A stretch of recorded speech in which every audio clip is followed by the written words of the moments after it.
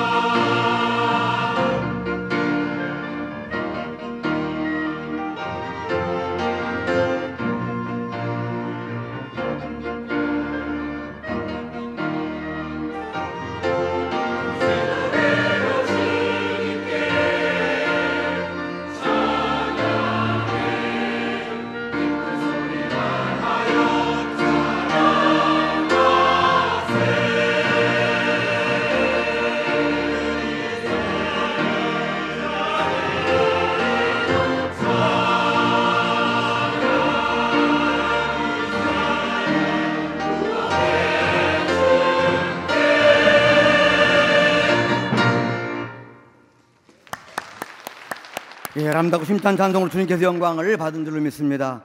이제 당장삼 나오셔서 오늘 봉독한 말씀을 가지고 포도원을 허는 작은 여우를 잡으라, 여러분으로 말씀을 전하시겠습니다.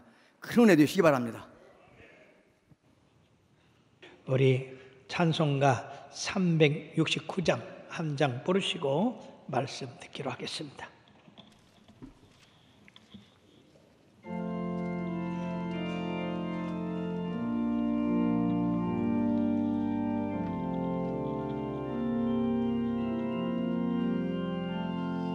죄짐 맡아 노래고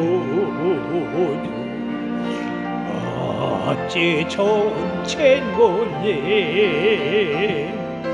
걱정 근심 무거운지 우리 주께 맡기세. 주께 고함 없는 고로 포그럽지 못하네. 사람들이 어찌하여 아랠 줄을 모를까. 시험 걱정 모든 괴로움 없는 사람 누군가. 거짓없이 낙심 말고 주도 드려 아뢰세. 이런 진실하신 친구 찾아볼 수 있을까. 우리 약함하시오니 어찌 아니하랄까. 근심 걱정 무거운 아니 진짜 누군가.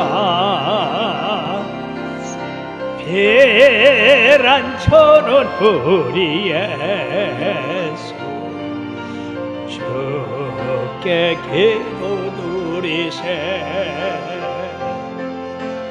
세상 친구 멸시하고 너를 조롱하여도 예수 품에 안겨서 참된 위로받겠네. 아멘.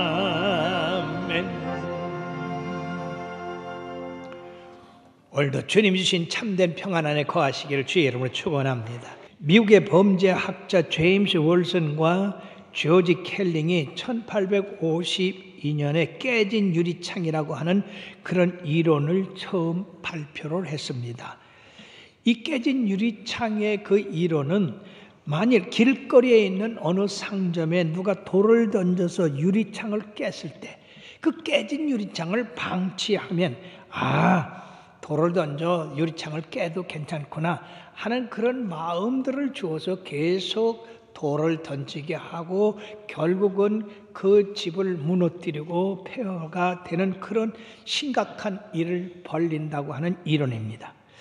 그러므로 우리의 삶에서 조그만 불법이나 무질서를 방치한다고 한다면 그것이 큰 일을 만들 수가 있다는 겁니다. 그러므로 그런 것을 제때 단속하고 조치하고 조그만 실수라도 고쳐나가야 우리의 삶이 바르게 된다고 하는 겁니다. 이런 원리는 대인관계나 업무에도 적용되고 정치, 경제, 사회, 문화 그리고 종교 전반에도 이것이 통용되는 이론으로 이러한 일 때문에 기업에서나 또 그리고 경영 전략에서 이 이론을 많이 이용하고 있다는 것입니다. 작은 것에 일들이 큰 것을 만든다. 그래서 큰 것도 작은 것에서 시작되기 때문에 작은 일에 성실치 못하면 결코 큰 일을 이룰 수가 없다고 하는 겁니다. 이런 이론은 근자에 나온 것이 아니라 이미 성경상에서는 3000년 전에 솔로몬이 이 원리를 깨닫고 바로 아가서 오늘 본문에 기록하고 있습니다. 바로 아가서 2장 15절은 우리를 위하여 여우 곧 포도원을 허는 작은 여우를 잡으라. 우리의 포도원에 꽃이 피었습니다. 즉 포도원에 작은 여우가 포도를 허는 일이 무방비가 된다고 한다면 포도원 전체를 망친다는 겁니다. 그러니까 이 작은 여우가 포도원에 침입해서 그 포도나무를 해치기 전에 그 작은 여우를 잡아내야 된다고 하는 말씀입니다. 그렇지 않으면 포도원 전체가 허물어질 수 있다고 하는 겁니다. 이것은 우리들에게 주는 영적 교훈이 참으로 대단한 것입니다. 이런 원리는 우리의 가정, 우리의 직장, 우리의 교회를 든든히 세워가는데 아주 알맞는 말씀이기 때문에 사랑하는 여러분들은 여러분들의 가정이나 직장이나 교회나 어떤 공동체에서 이런 작은 여우가 포도원을 헐라고 하는 그런 것을 본다고 한다면 그것을 잡아내서 헐지 못하게 하는 그런 성도들이 될 때에 여러분들은 이 사회나 그리고 하나님 앞에 유용한 인물들이 될 줄로 믿습니다. 자, 그러면 첫째, 포도원이 주는 의미는 뭐냐? 포도원은 구약 성경에서는 이스라엘 나라를 말씀하고 있고, 그리고 신약 성경에서는 교회를 의미하고 있습니다. 이사야서 5장 1절 2절에 보면 하나님께서 이스라엘 나라를 포도원에 비유하고 있고 그 백성을 그 땅에 바로 심겨진 극산품 포도나무에 비유하고 있습니다. 예레미야 2장 21절 내가 너를 순전한 참 종자 곧 귀한 포도나무로 심었다고 말씀하셨고 시편 80편 8절의 말씀에는 주께서 한 포도나무를 애굽에서 가져다가 한 민족을 쫓아내시고 그것을 심으셨나이다라고 말씀했는데 즉 애굽에서 종살이하던 이스라엘 백성들을 하나님의 강한 발로 인도해 내셔서 가나안에 사는 모든 이 민족을 몰아내고 거기다가 이스라엘 백성을 심었는데 그것이 바로 포도원 나무의 비유와 같다는 것입니다. 자, 뿐만 아니라 이 신약에서도 교회를 포도원 그리고 성도를 포도나무 가지로 비유하겠는데 요한복음 15장 5절의 말씀에 보면 다 같이요. 나는 포도나무여 너희는 가지라. 그가 내 안에 내가 그 안에 거하면 사람이 열매를 많이 맺나니 나를 떠나서는 너희가 아무것도 할 수 없습니다. 얼마나 감사한 말씀입니까? 우리같이 부족한 우리들을 하나님의 아들 예수님과 연결되어 있다고 하는 것, 그리고 그 예수님으로 말미암아 우리가 생명으로 또 풍성을 얻는다고 하는 것, 너무나 큰 은혜인 줄 믿습니다. 그러므로 마태복음 20장에도 바로 포도원에서 일하는 품꾼들의 비유가 나오는데 거기서 교회를 포도원에 비유하고 있고 포도원에서 일하는 품꾼을 성도로 비유하고 있습니다. 이스라엘 나라에서는요, 여러 과일이 있어도 가장 중요한 과일 두 가지가 있는데 하나는 무화과 나무고 하나는 포도나무입니다.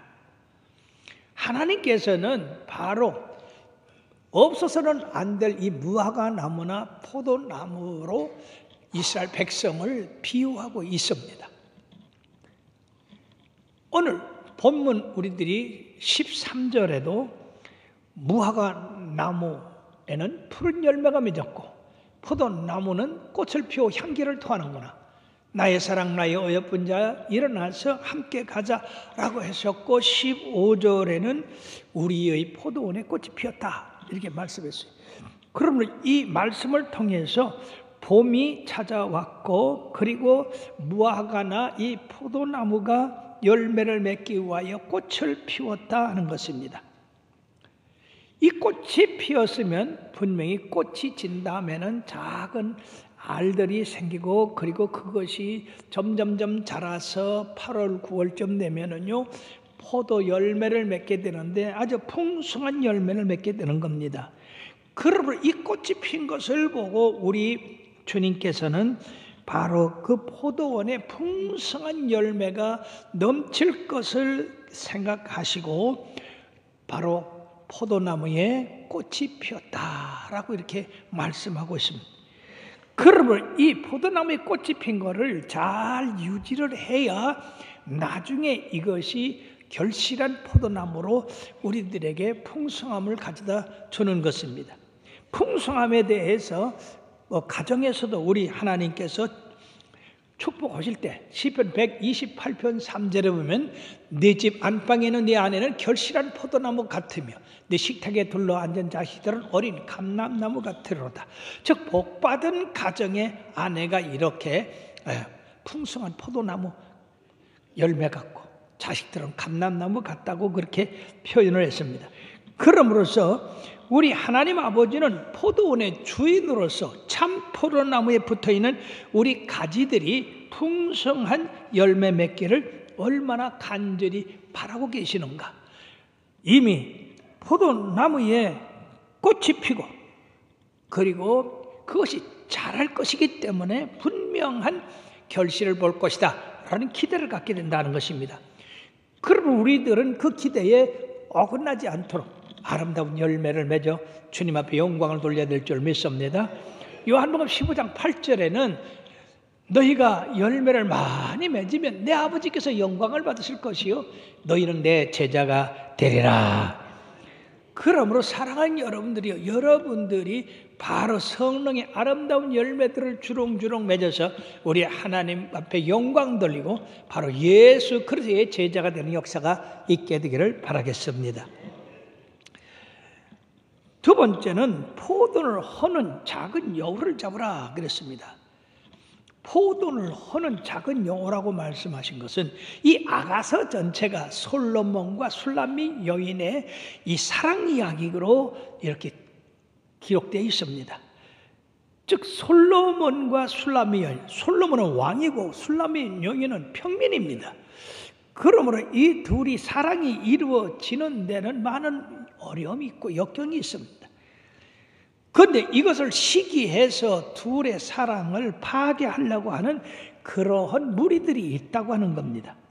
영적으로 볼 때는 우리가 하나님과 우리 주님과 교회, 성도와 성도가의 관계를 파괴하려고 하는 이런 악한 세력이 있는데 이 세력은 바로 사단이 온갖 계계를 통해서 교회를 파괴하고 성도 간의 사랑을 파괴하려고 하는 그런 일을 하기 때문에 우리들이 이 작은 여우 이걸 잡지 않으면 안 된다고 하는 것입니다.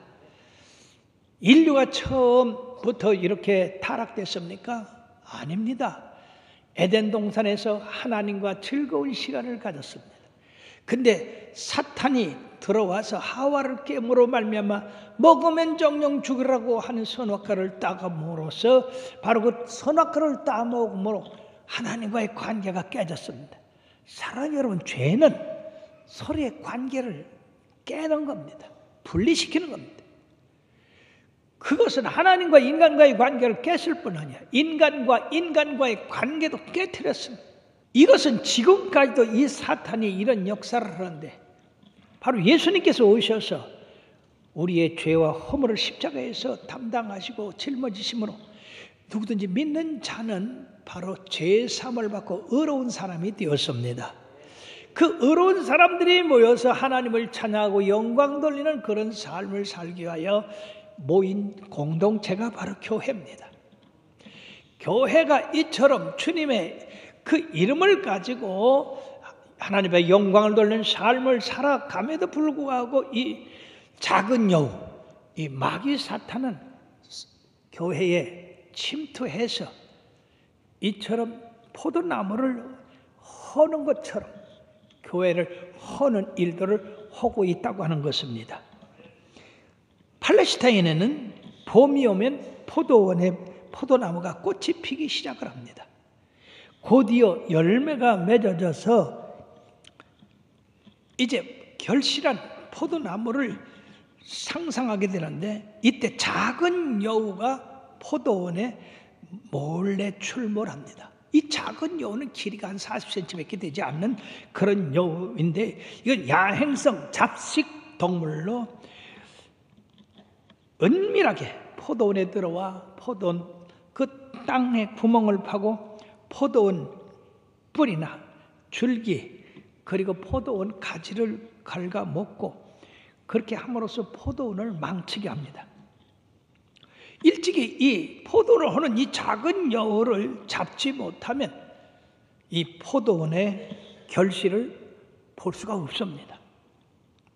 그러므로 이 포도원에 침입한 이 작은 여우를 알지라도 포도원을 허는 이 여우는 반드시 잡아야 한다는 것입니다. 그런데 이 여우는 잘 잡히질 않죠. 교활하고 간교하고 속이고 거짓말하고 그들의 행동과 그리고 그들의 그 결과를 보고 사람들은 이 여우를 불길한 짐승으로 취급을 합니다. 예수님께서는 이스라엘 백성들에게 거짓을 예언하는 거짓 선지자들, 이 자들을 바로 이 여우에 비유했으며 그 간사한 헤롯을 여우에 비교했습니다. 그들은 간사기 때문에 임기응변식 변명을 잘하고 이 모든 어려움도 잘 뚫고 나간다는 겁니다. 그러므로 문제는 작은 여우 한 마리가 포도원을 못 쓸게 만드는 것처럼 작은 그런 죄악, 작은 그런 실수, 허물, 이런 것들이 교회를 망치게 하고 가정을 망쳐버리게 한다고 하는 것입니다. 가정 깨진 사람들 보면 큰 것이 아니에요. 작은 것들이에요. 교회도 마찬가지입니다. 그러므로 이 일을 조장하는 그 마귀가 가정에 들어와서, 교회에 들어와서, 공동체에 들어와서 그들을 망치게 하는 일을 한다 하는 것입니다. 그러므로 우리들이 작은 여우를 잡기 위해서는 이 여우의 특성을 알아서 그런 특성이 나타나는 대로 우리들이 잡아야 한 것처럼 이 마귀 사탄의 역사하는 그런 것을 우리들이 깨닫는다고 한다면 바로 예수님의 이름으로 이 마귀 사탄이 하는 일을 잡아내고 없애야 참된 평안이 임하게 되는 것입니다. 그럼 여우의 특성이 어떤 거냐? 여우의 특성은 첫째, 의심이 많습니다. 그래서 음식을 줘도요, 요것저것 살펴보고 그런 다음에 먹습니다. 동물 중에 가장 의심이 많은 종자가 이 여우입니다. 그럼으로써 우리가 신앙생활 하는데 하나님의 말씀을 믿지 않고 의심을 하게 합니다. 의심이 점점 커져서 이제는 하나님도 없다 하는 데까지 이르게 합니다. 이런 마음들이 우리 속에 있다고 한다면 그건 마귀가 준 마음이요, 포도를 허는 그런 작은 여우이기 때문에 예수님의 이름으로 물리쳐야 됩니다. 두 번째는 여우는 의심이 많기 때문에 자꾸 뒤를 돌아봐요. 예수를 믿으면서도 자꾸 뒤돌아보고 자꾸 세상을 바라보는 사람들이 너무나 많이 있습니다. 이스라엘 백성들이 출애굽한 후에도 얼마나 그 떠나온 애굽, 자기들이 노예 생활로서 죽을 수밖에 없는 그런 처지를 생각하지 아니하고 자꾸 애굽을 생각하는 그런 일들이 있었지 않습니까? 그러므로 그들은 애굽을 자꾸 뒤돌아봄으로써 그들의 인도자인 모세를 원망하고 그리고 하나님을 원망하는 그런 원망한 죄에 빠져서 결국은 가나안 땅에 못 들어가는 그런 비극을 당하고 말았던 겁니다. 뿐만 아니라 여우는 잘 변해요. 하룻밤에 12번 변한대요. 잘 변하는 성도들 있죠? 여기 붙었다 저기 붙었다. 내 이익에 따라서, 내 감정에 따라서 이런 변하는 사람들이 있는데 성경에는 이렇게 잘 변하는 사람들에 대해서 맛을 잃은 소금이라고 그렇게 얘기합니다. 소금은 맛을 냅니다. 잘 변하는 사람은 맛을 낼 수가 없습니다. 그리고 사랑하는 여러분들이요, 예수 그리스도를 믿는 그 소금의 맛을 잘 유지하시기를 바랍니다.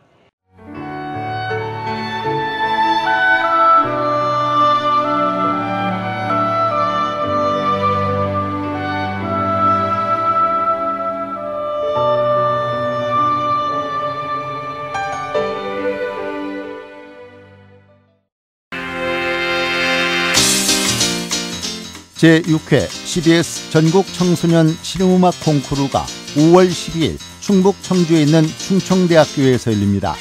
청소년 실용음악 콩쿠르는 초중고 대학 일반부가 참가해 보컬과 기타, 피아노, 드럼, 작곡 등 부문별로 재능을 겨루게 됩니다. 대상에는 문화체육관광부 장관상과 상금 500만 원이 주어지며 각 부문별 최우수상에는 100만 원씩의 상금이 주어집니다. 참가 신청은 4월 23일부터 5월 7일까지며 자세한 사항은 홈페이지를 참고하시기 바랍니다.